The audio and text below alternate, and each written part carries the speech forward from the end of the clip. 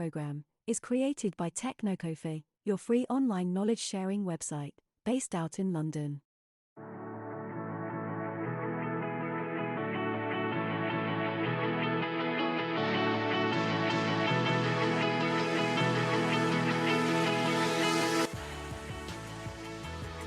When I work on cloud now, I used to work on Kubernetes before, but now because of more and more projects related to cloud coming to me, I'm not getting chance to have something to do myself on Kubernetes as in hands-on. But of course, if something comes up to me and I'll perform that part, I will for sure share my learning experience or anything new which I came up during working on that aspect as well.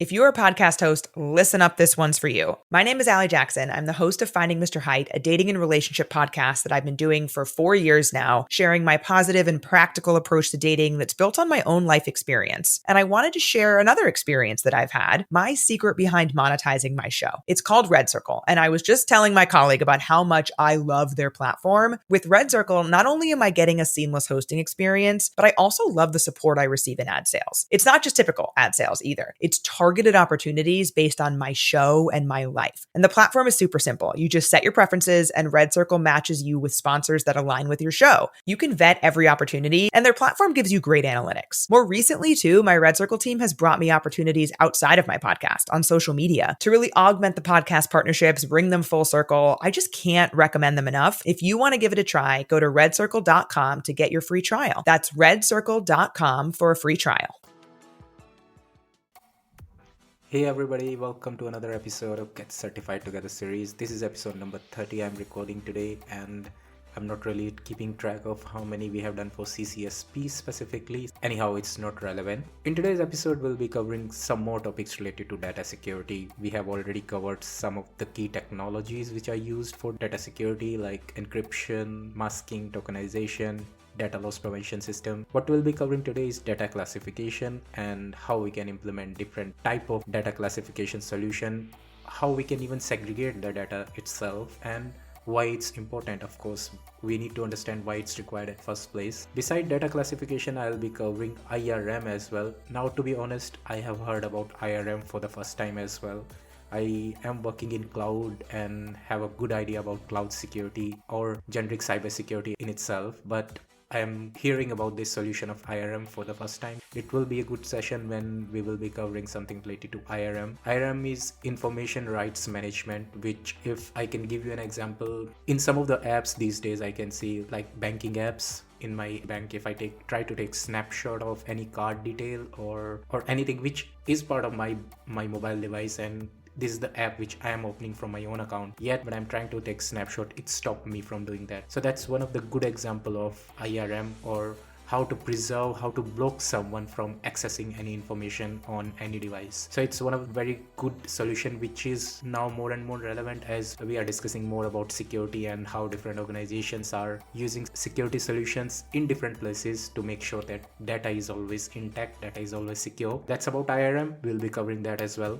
Beside that, one of the things which I discussed with you last time, if you remember, it's about different type of clouds and why someone should be preferring working on more and more number of clouds, if not more and more, but at least two. Any two cloud solution, it is quite relevant, and you should be having multiple knowledge instead of having an expertise in a particular cloud solution. And one of the challenge which I myself faced while I was pushing my code to Azure during that whole 1 week period when we discussed last time, and I told you guys about different challenges of working on different cloud solution, and I faced something similar myself. I was trying to push code related to Net Gateway on Azure, and I was kind of reusing the same design which I put for AWS. Of course, I write a different code with different modules, but it failed, and later only I realized that Net Gateway in Azure works slightly in a different way compared to the AWS Net Gateway, and I had to rewrite everything. I had to modify the whole code according to Azure.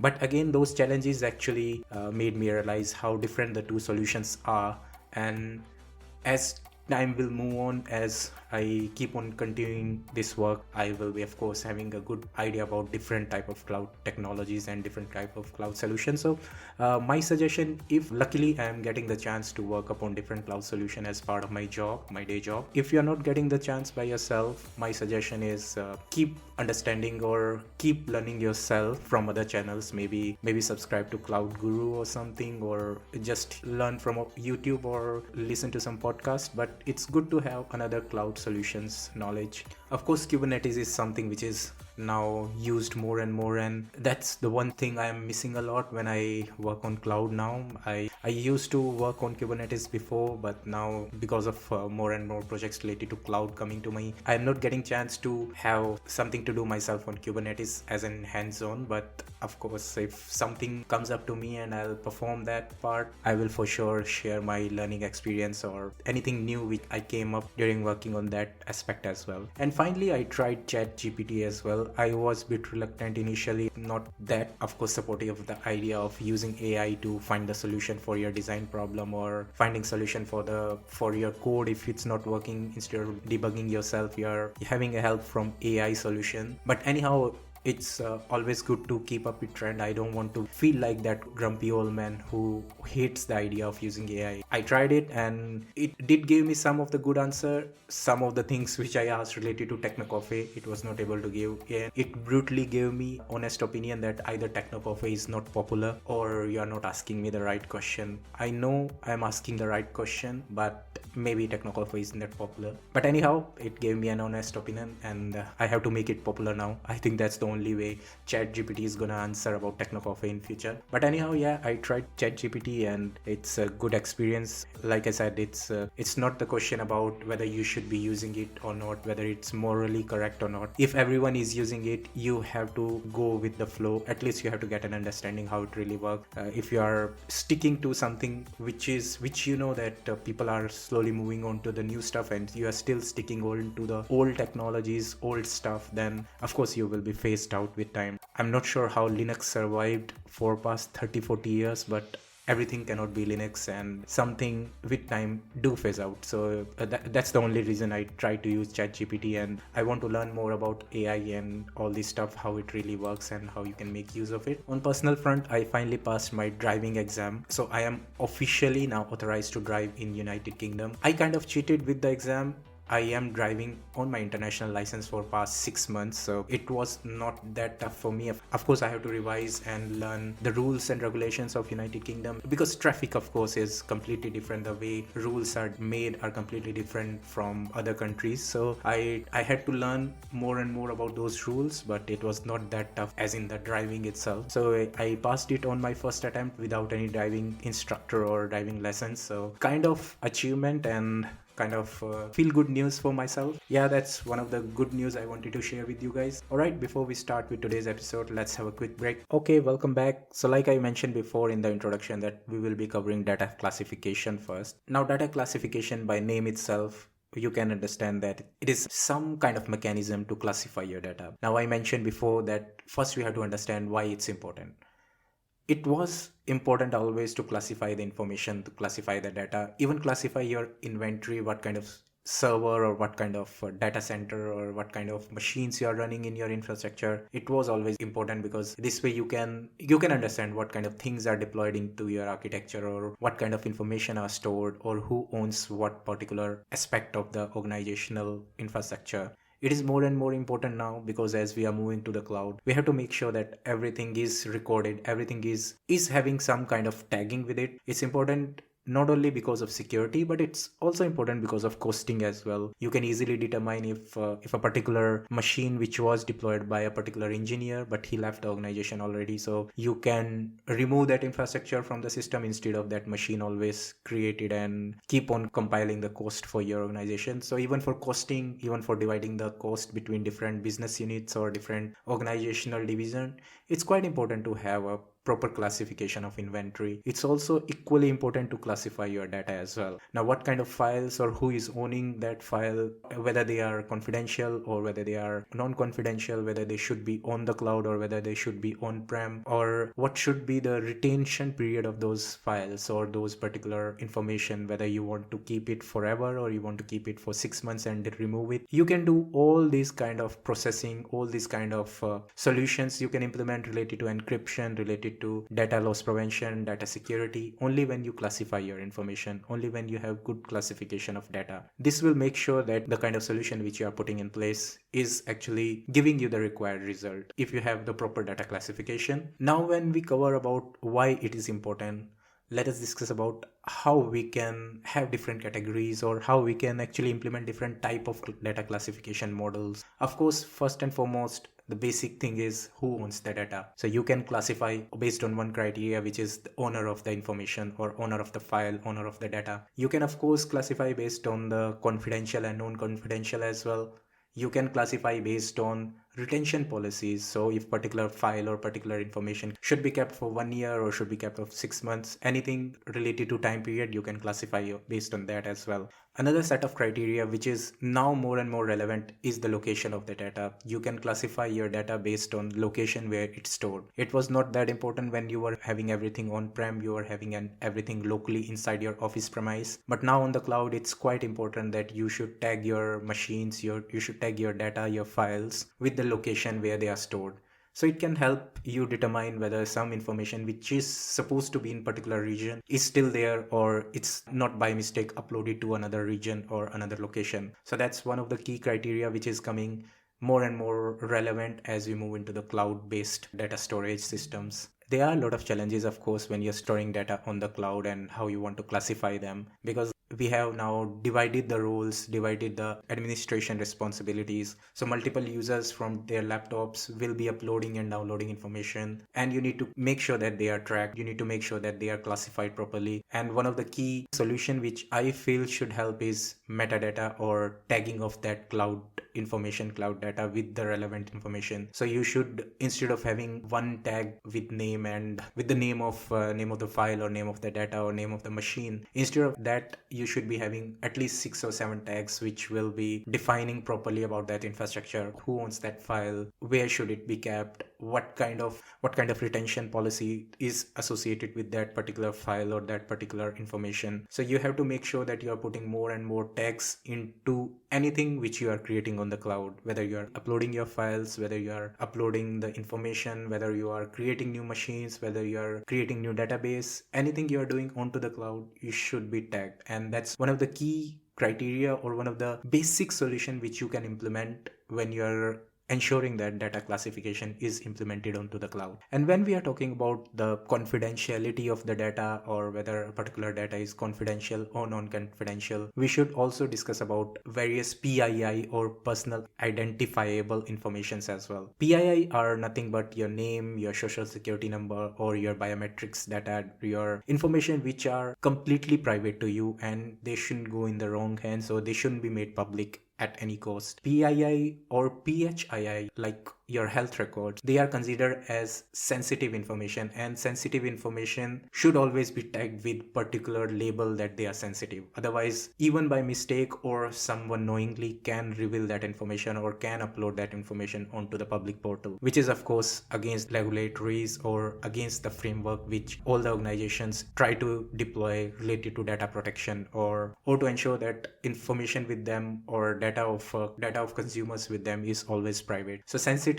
of information related to PII or PHII is quite important, and labeling that information correctly will make sure that you then implement proper solutions to keep them secure, keep them inside the confinement. So now let's discuss about IRM, information rights management. And one of the example I gave you into the introduction itself is even though you own the app, you have logged into your app with your bank credential, still sometimes you cannot take the snapshot on your mobile device. And that's one of the example. Some of other example, if you are working in an organization with an advanced level of IRM solution implemented, I had this in one of my organization as well, where even no matter in which format, either as attached PDF or into the mail body itself, or even in encrypted file, if I try to send information related to my social security number, my email used to bounce back because it was treated by Microsoft as undeliverable item, because I'm trying to send something which I should not be, which I'm supposed to not send. So that's one of the Microsoft's IRM solution which my company have purchased, and that ensure that no one is able to send any information related to social security number openly from their email. So IRM, like name suggests, or like I told you with the examples as well, it makes sure that if you are storing something, if you are keeping some information with you on your device, whether it's mobile device, whether it's your workstation, you shouldn't be able to just openly distribute it. Everything is being controlled, everything is duly managed, and proper security controls are there in place to make sure that information is confined there. Now, of course,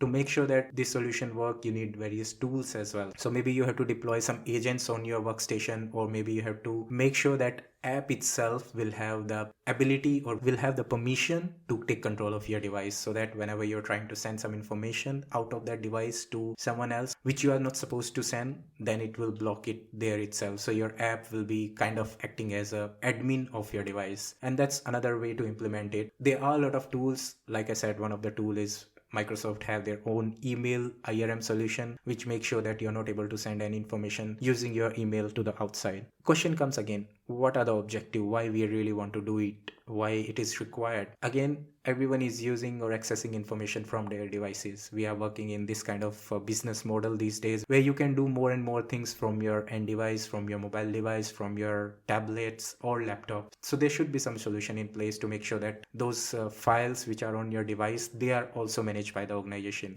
Just understand, if you're storing some information onto the cloud, they are encrypted, of course, because your cloud infra engineer or cloud security team have made sure that information stored on the cloud are encrypted. But when you download that information onto your local system, when you download those files onto your workstation, then you are kind of owner of those files. You have the organization's information and you can freely send them across to anyone, which ideally you shouldn't supposed to do it. So that's why it's important to have IRM solution. So one of the objective is to make sure confidentiality is there. Another objective for keeping a good IRM solution is auditing purpose as well. If your organization is dealing with something confidential, or is dealing with, for example, PCI DSS data, or is dealing with something related to health records of consumers, so auditors will come in and check that you are keeping those information secure. Just like what is happening in cloud-based solution where you are storing the information, auditors will come and check whether you are making sure that all the encryption technologies are there, you are using the updated algorithms and all. Same way, auditors will check that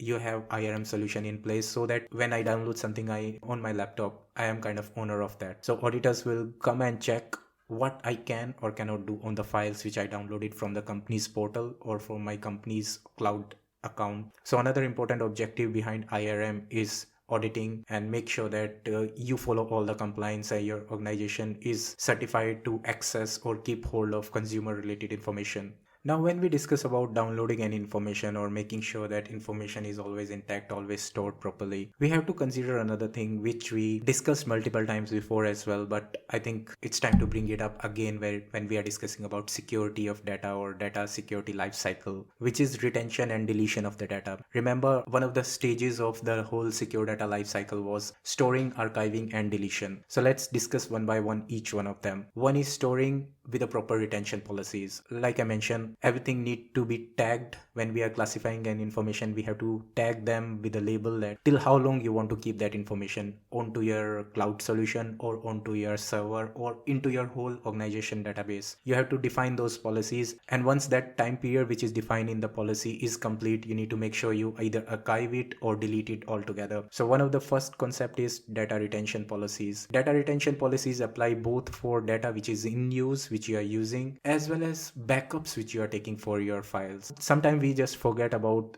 the backups which we are doing. So we make sure that the files which we are using are deleted when they are not in use or are archived into a particular lock or particular vault where they are stored for some more period of time before deletion. What we sometimes forget is backups. We are taking monthly or quarterly backup of those files as well. We have to apply those retention policies on backups as well to make sure that all in use files are having a retention policy, archiving and deletion. We have to apply same policy for backups. We have to retain them for particular period, archive and delete them as well. Now data retention policies of course depend on sensitivity of the information or classification of information. What kind of information is there in the data? If those are like company records, they might be kept for maybe 1 year or 2 years. If they are financial information, maybe for past 5 years you have to keep them. There can be a number of scenarios based on which you determine whether till how long you have to keep those files locked or till how long you have to keep those files into your system before archiving or deleting it. And all those things which we discussed till now, data discovery, data classification, they are relevant when we are determining retention policies, because they actually drive and they actually help us in making good decision onto the retention policies. For archiving, it's quite straightforward. We have to keep those information till some time period from our in-use data disk to maybe some backend tape drives or some data lake storage solution onto the cloud, which are not costing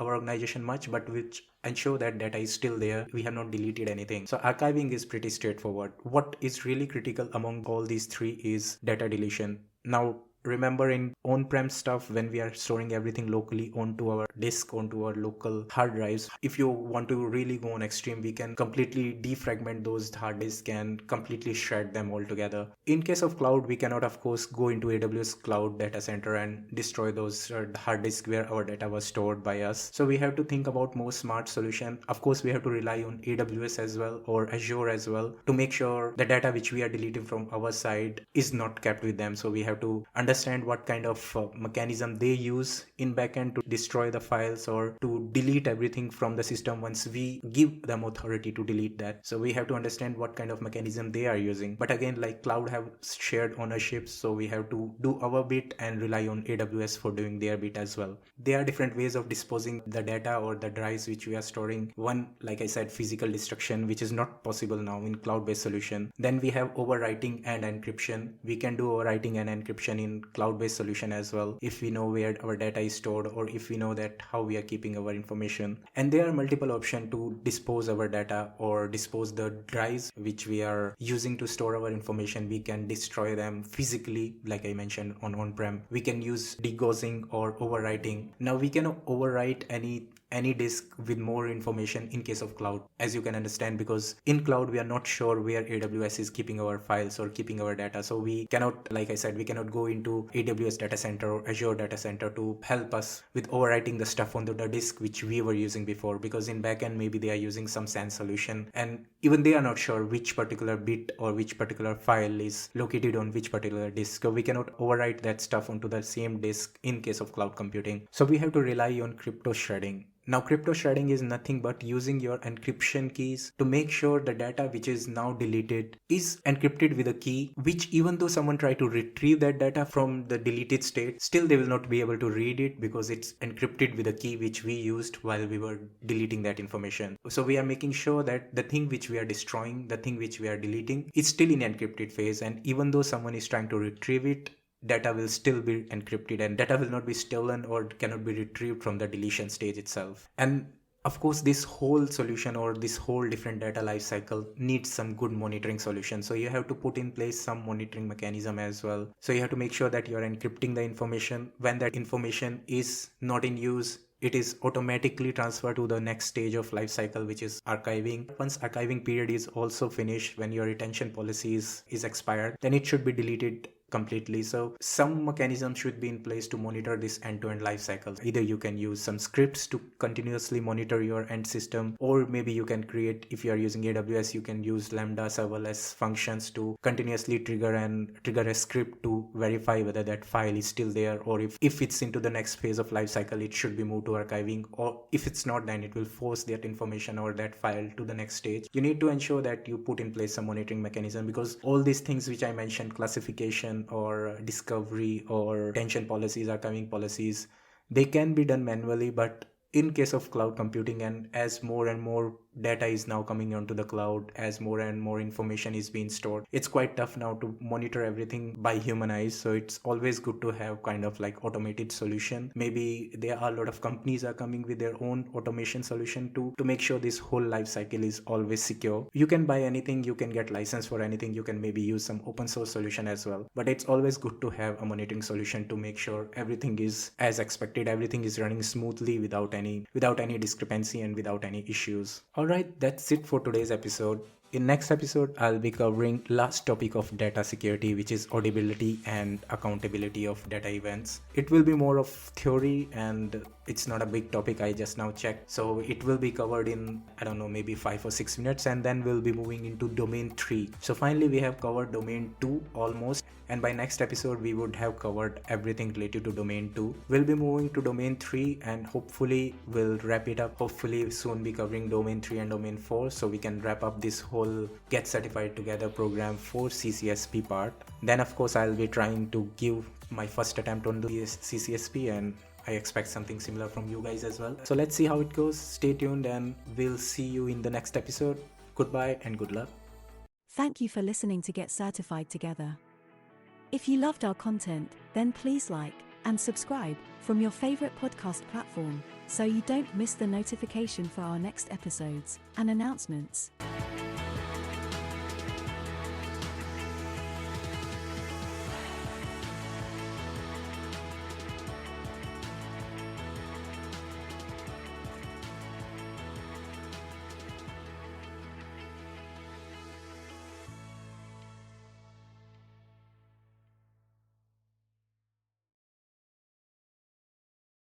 If you're a podcast host, listen up, this one's for you. My name is Allie Jackson. I'm the host of Finding Mr. Height, a dating and relationship podcast that I've been doing for 4 years now, sharing my positive and practical approach to dating that's built on my own life experience. And I wanted to share another experience that I've had, my secret behind monetizing my show. It's called Red Circle, and I was just telling my colleague about how much I love their platform. With Red Circle, not only am I getting a seamless hosting experience, but I also love the support I receive in ad sales. It's not just typical ad sales either. It's targeted opportunities based on my show and my life. And the platform is super simple. You just set your preferences and Red Circle matches you with sponsors that align with your show. You can vet every opportunity and their platform gives you great analytics. More recently too, my Red Circle team has brought me opportunities outside of my podcast on social media to really augment the podcast partnerships, bring them full circle. I just can't recommend them enough. If you want to give it a try, go to redcircle.com to get your free trial. That's redcircle.com for a free trial.